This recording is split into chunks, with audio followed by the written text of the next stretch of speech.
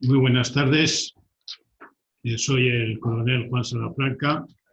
Como ha dicho el general, he tenido el privilegio, la suerte y el honor de servir la mayor parte de mi vida militar en la región, aunque también he mandado unidades acorazadas y de montaña, que para un militar aficionado al ganado en la época que yo la mandé, pues, era un verdadero placer.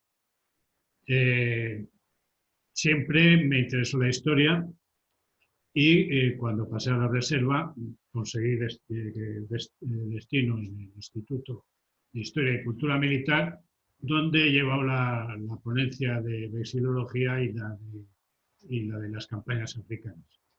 En el Instituto de Historia y Cultura Militar sigo, a pesar de que llevo ya no sé cuántos años retirados, pero me siguen admitiendo allí, sigo colaborando desde dentro y cuando me propusieron esta masterclass, pues acepté encantado.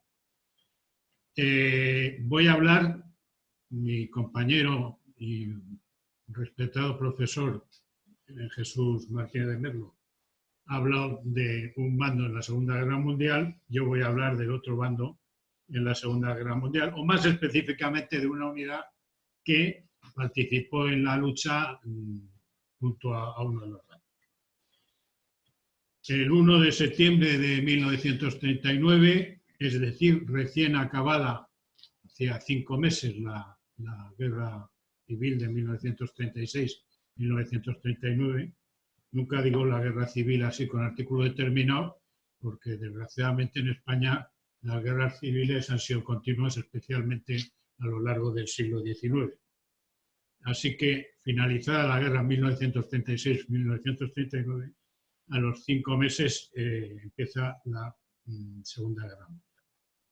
Desde el primer momento, dadas las características del Estado fundado a partir del movimiento del 18 de julio, del lanzamiento del 18 de julio,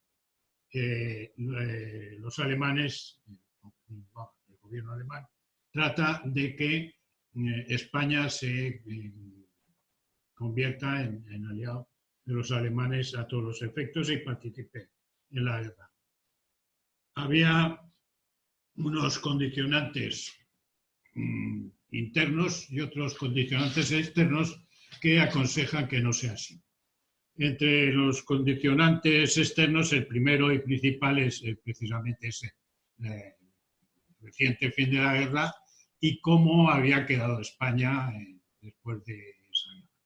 En unas condiciones económicas, materiales, de verdadera hambre en todo el territorio nacional, de la que poquito a poco se iba recuperando y que en caso de entrar en guerra hubiera significado un retroceso importante. Otro condicionante interno es que, como en la Primera Guerra Mundial, hubo aliadófilos y germanófilos. Aliadófilos, aunque no sea exactamente así, eran sobre todo los monárquicos, los tradicionalistas, monárquicos alfonsinos y tradicionalistas, y germanófilos, aunque tampoco sea general, eran de una manera bastante amplia los falangistas.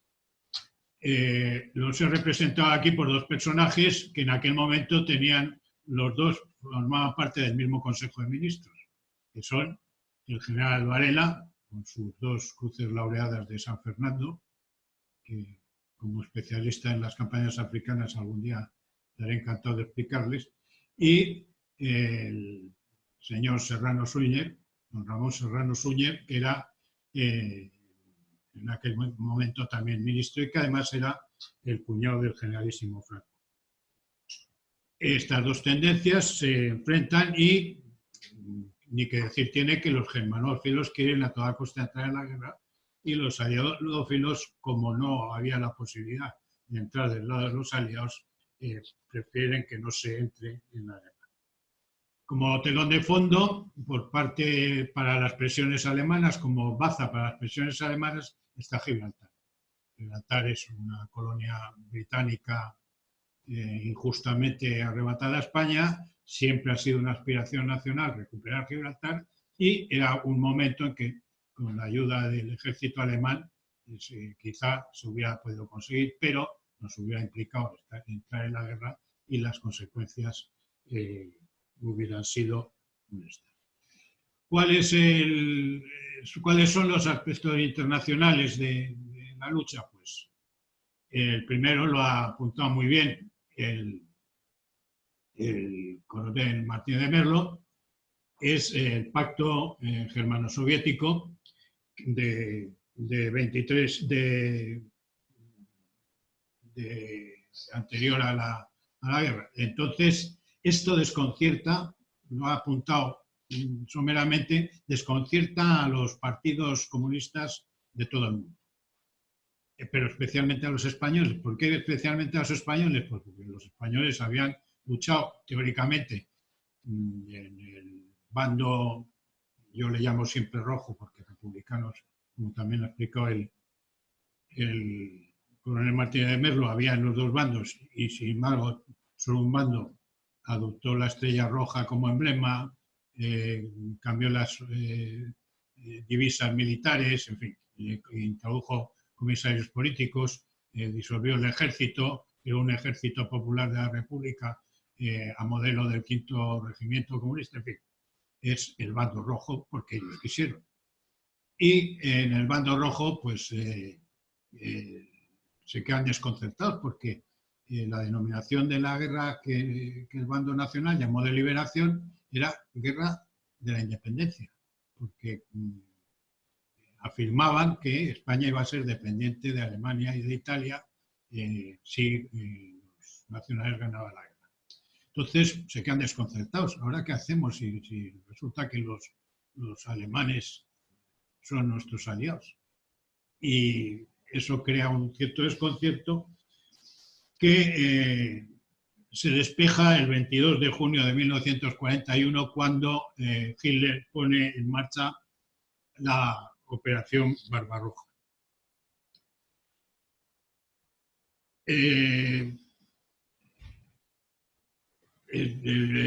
Hitler sigue insistiendo en que España entre en la guerra y ve lo que sí había en España es un anticomunismo claro en la España nacional y ve la ocasión para introducir a España en la guerra. Sin embargo, Franco sigue resistiéndose a esa entrada de España en la guerra y veremos cómo esto va a dar origen a la división. Antes de nada, quiero decirles que el tema es muy popular.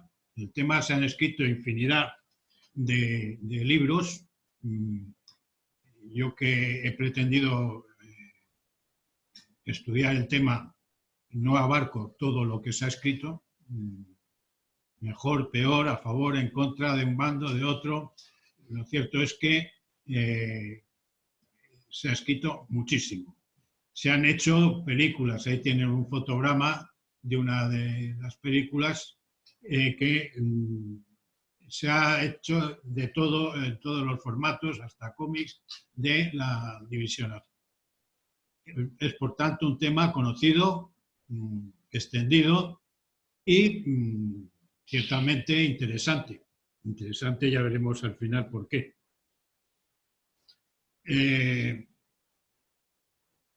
Digo que la Operación Barbarroja multiplica las presiones para que España entre en la guerra y el gobierno español, Franco, decide que va a seguir siendo beligerante y va a entrar en la guerra solo una división de voluntarios. De hecho, el nombre de la división, el nombre oficial de la división es División Española de Voluntarios contra el Comunismo. O sea que lo que abre el Estado español es el poder alistarse en una división que va a luchar contra el comunismo. Esto lo veremos también más adelante en qué detalles se manifiesta sobre esto. Por otra parte, la Falange, encabezada por el ministro Arrese y secundado, potenciado sobre todo por Serrano Suñer, el personaje que hemos visto antes, pretende que la división sea una división falangista.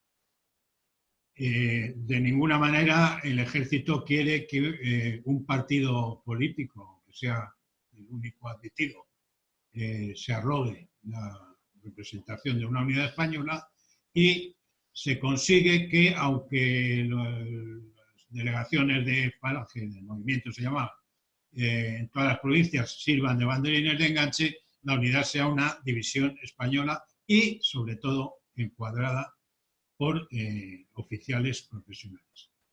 Se habló de Girón para mandar la división, que había ganado una medalla militar en la guerra, pero que no dejaba de ser un paisano, y se habló de otros falangistas destacados para mandar la división. Al final se designó a un general, que fue el general Agustín Muñoz Gómez.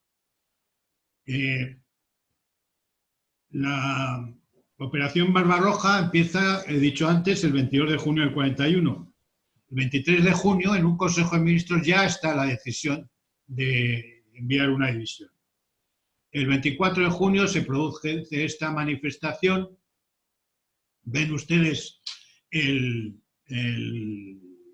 texto de la pancarta: voluntarios falangistas contra Rusia, y luego no van a ser todos falangistas, pero Falange quiere tener protagonismo y desde luego lo que sí tiene es la base de la propaganda para el alistamiento.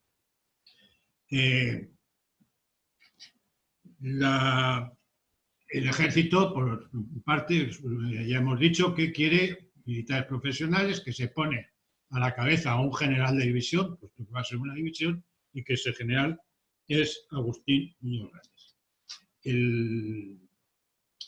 La convocatoria para luchar contra el comunismo tiene una popularidad enorme, sobre todo los oficiales y los suboficiales.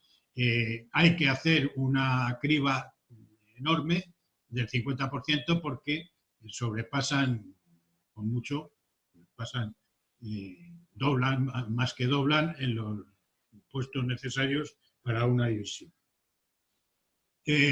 ¿Cómo se va a encuadrar? Pues la división se va a encuadrar en un Estado Mayor, un mando y un Estado Mayor, 4 regimientos de infantería que van a llevar los nombres de sus jefes, los coroneles Pimentel, Vierna, Esparza y Rodrigo, 3 de ellos legionarios, algunos en aquel momento mandan incluso un tercio, y un grupo de caballería, grupo de reconocimiento, que es una de las misiones de caballería, no la única, un regimiento de artillería, un batallón de ingenieros, un batallón de transmisiones y todos los servicios, intendencia, sanidad. Sanidad, hay que señalar que había había médicos de unidades y médicos de hospitales, pues se van a crear hospitales específicos para la división. Hay enfermeras de 2 procedencias y bastante enfrentadas entre sí, que eran las de Sanidad Militar y las de la sección femenina de Falange. Servicio de farmacia, veterinaria, eclesiástico, jurídico, intervención y hasta policía militar. Policía militar entonces no existía en España, y se encomienda esta misión a la Guardia Civil, que, como siempre, como todo lo que hace la Guardia Civil, lo hace brillantemente.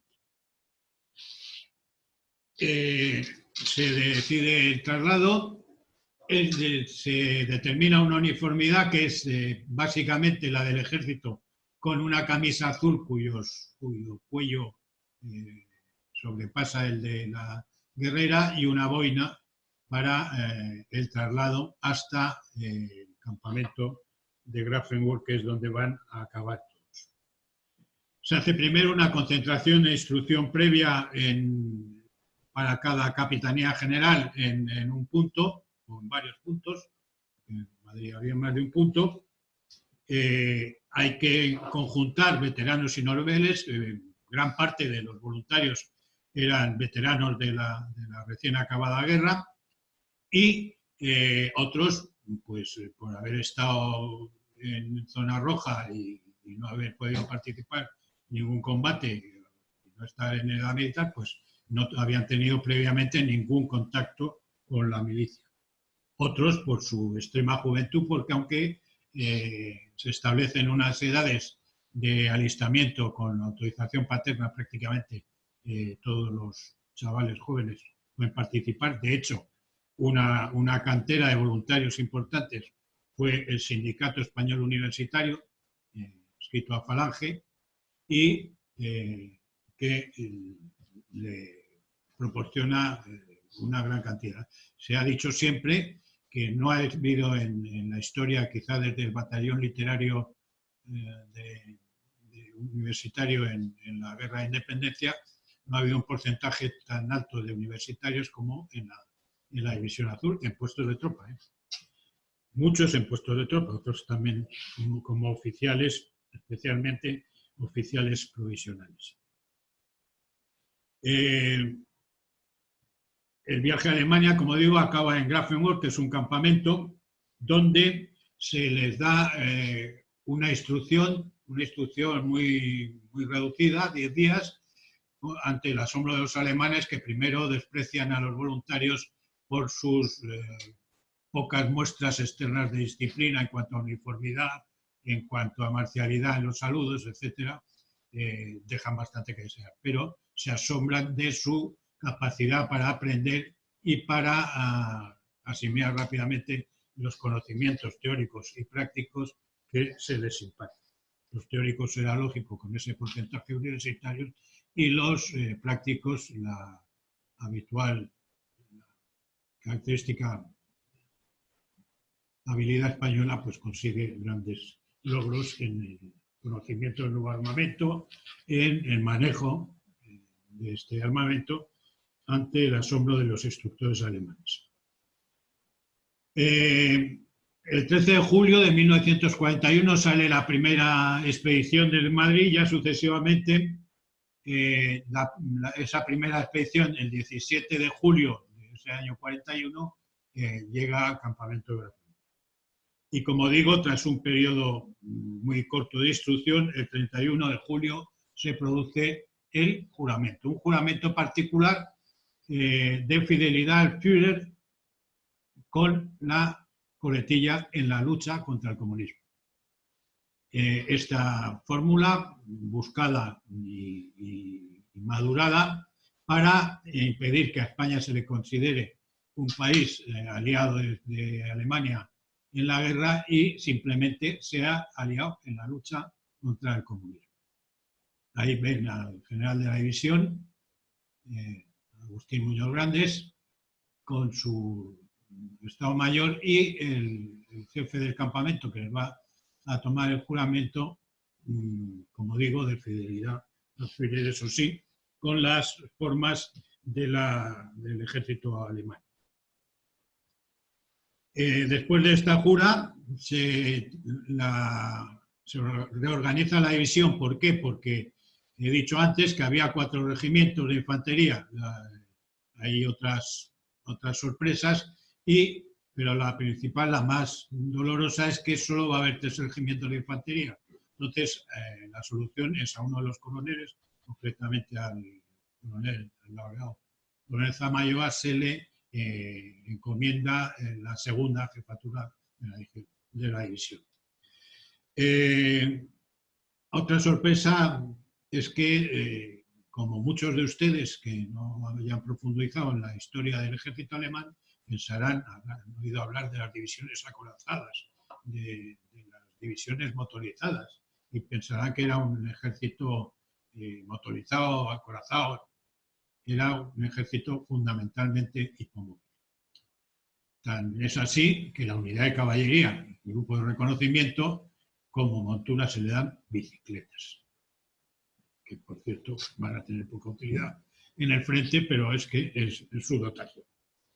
Esta es la primera sorpresa y ya la siguiente sorpresa es que van a tener que realizar una durísima marcha porque se trata, la división iba en principio destinada a actuar en el grupo de ejércitos, de los grupos de ejércitos que había en el frente ruso, los grupos de ejércitos alemanes, en el grupo de ejércitos centro, que era el que tenía encomendada como misión final la toma de Moscú. Y toda la ilusión de los españoles era participar en esa entrada de Moscú, como participaron los de Leclerc en la entrada en París. Pues para retrasarlo, suponemos, o por falta de medios, lo cierto es que tienen que realizar una marcha que a pie representa 900 kilómetros. Este es el total de la marcha. Se sale de un pueblo polaco, se va hasta Vitebsk, ahí sí se coge el tren y ya se hace un tramo corto final de no a Novgorod, que es donde va a quedar la división. Pero mientras se realiza esa marcha, hay un cambio de planes.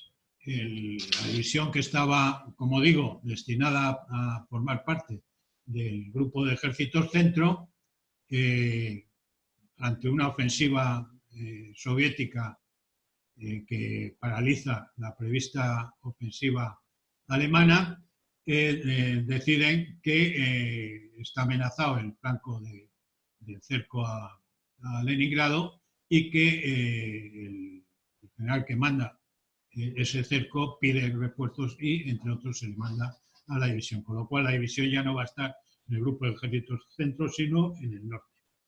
Y más concretamente en la localidad de Novgorod, al norte del lago Ilmen, en el sector del río Volchov. El río Volchov es un río que une el lago Ladoga al norte con el lago Ilmen al sur, y a lo largo de la orilla occidental de ese río va a estar la división desplegada.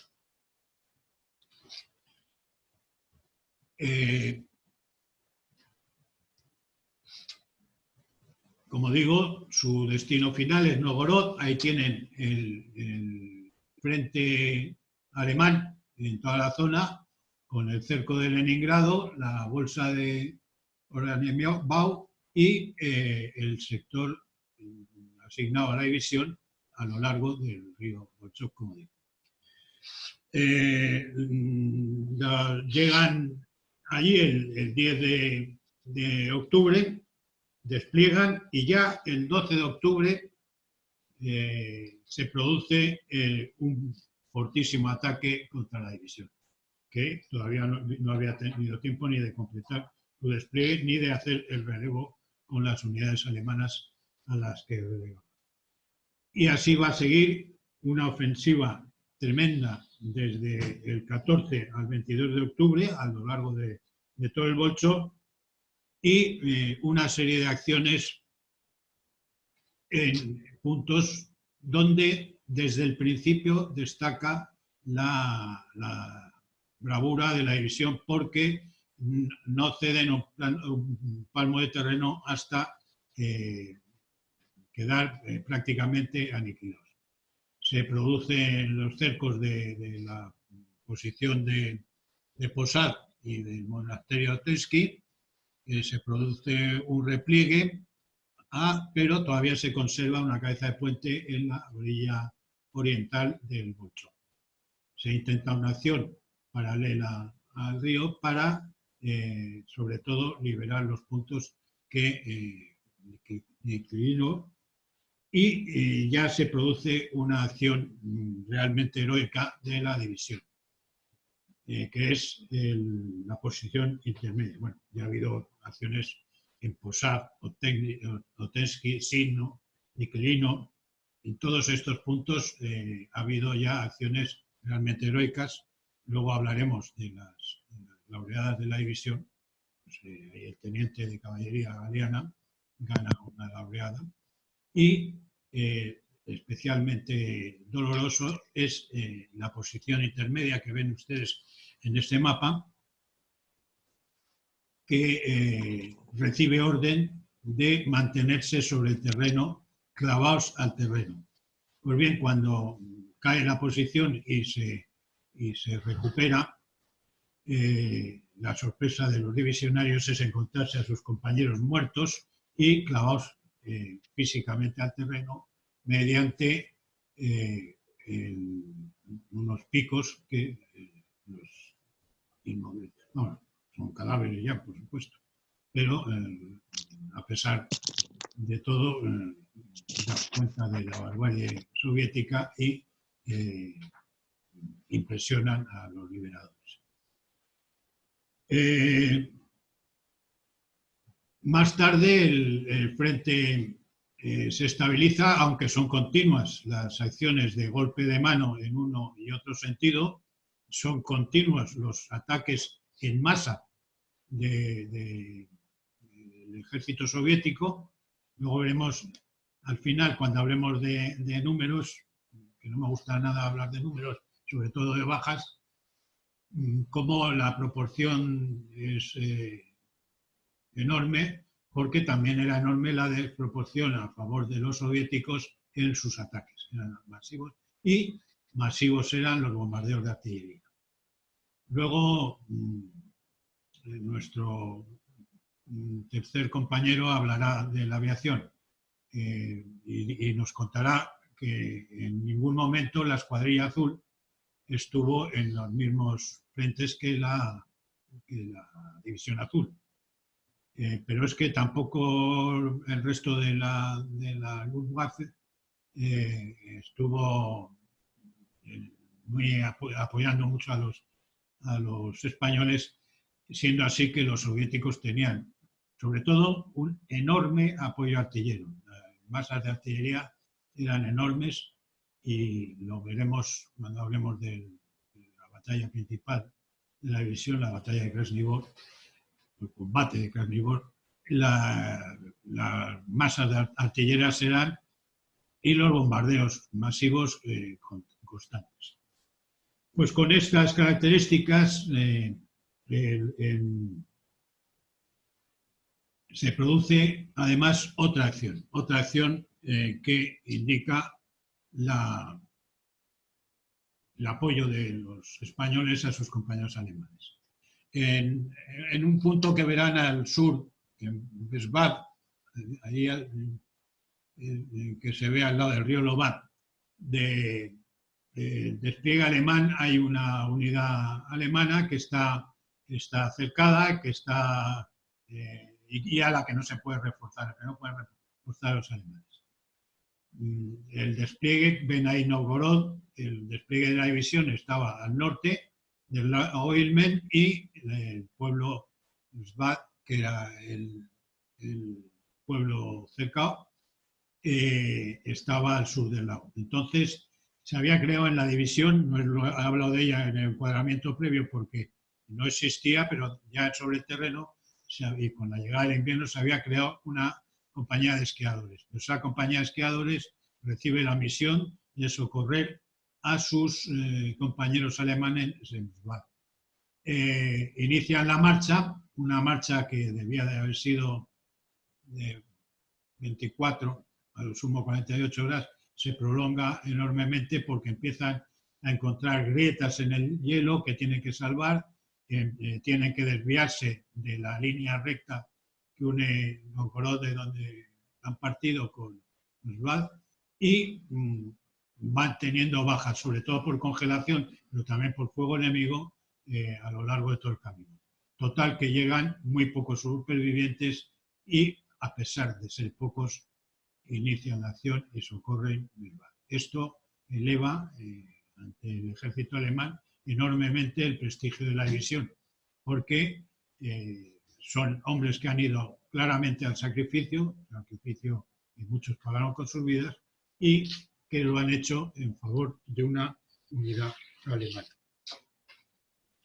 El invierno ruso, en la zona de Novgorod, alcanzaba temperaturas de hasta 30 grados bajo cero, luego van a pasar más frío y más al norte, y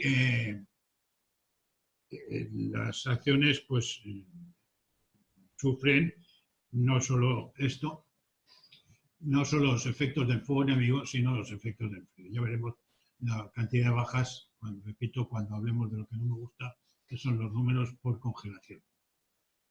Cuando ya está estabilizado el frente, los alemanes deciden iniciar una ofensiva para tomar Leningrado y la división es cambiada de frente para participar en esa ofensiva y se traslada a este sector, el sector de Kolpino. Kolpino es un arrabal industrial de Leningrado.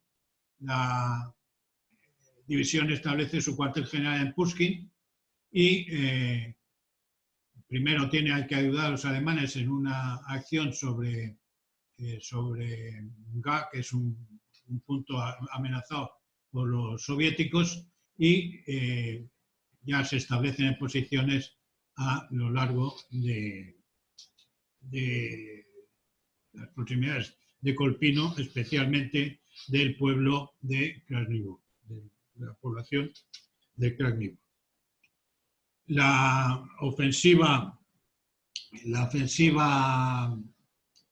alemana no se puede realizar por la presión precisamente de los soviéticos y en cambio se produce una ofensiva soviética, que para la división representa que en una proporción de 5-1 se ataca precisamente hacia el pueblo de Krasnivor, donde está el despliegue de la división.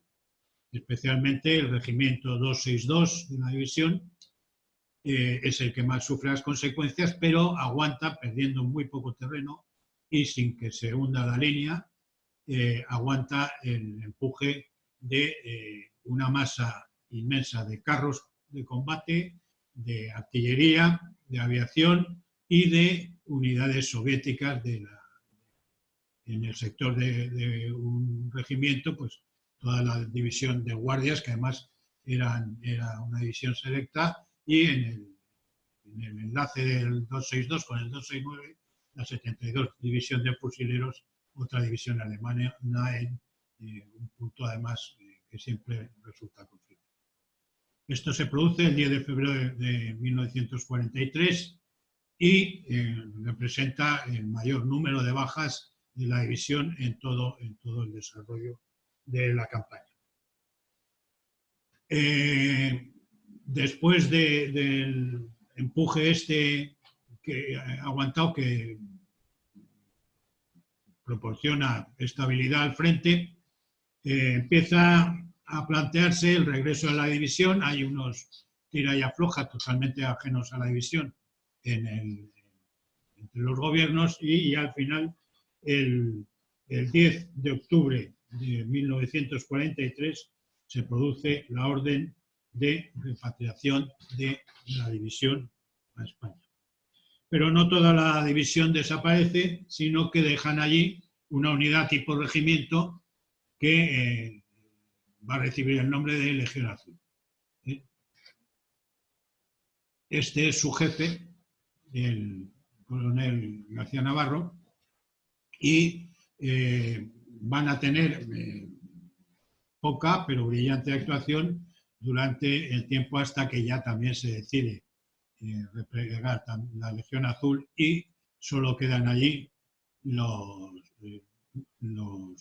que fuera de las órdenes del gobierno se alistan de distintas maneras, bien en las SS, en las Waffen-SS, no confundir con los vigilantes de los campos de concentración, y con o en unidades irregulares del ejército alemán. Vamos a los tristes números. Estos son los números, desgraciadamente. Este es un cementerio alemán con una parcela española, donde descansan los que allí quedaron. El total de voluntarios, para que tengan una referencia, fue de 45.482 en distintos relevos. Las bajas totales fueron de 23.552, es decir, el 52%. Más de la mitad de los voluntarios fueron bajas. Ojo, bajas no son muertos, ¿eh?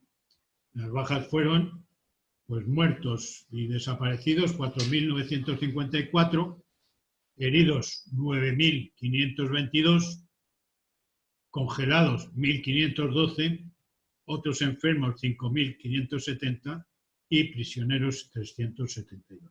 Esos son los números más o menos oficiales que se tienen. Las bajas al enemigo, también quería resaltárselo, fueron 49.300, es decir, prácticamente mucho más numerosas que las de la división.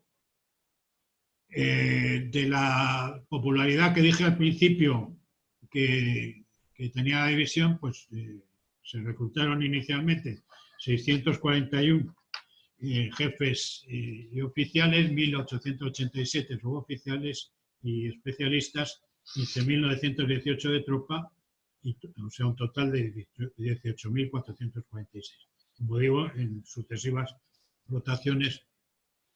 Naturalmente, este heroísmo de los españoles fue recompensado tanto por parte alemana como por parte española. Por parte alemana, 2 cruces de hierro de caballero, que es la máxima categoría, que fueron los 2 generales de la división sucesivamente, muy grandes.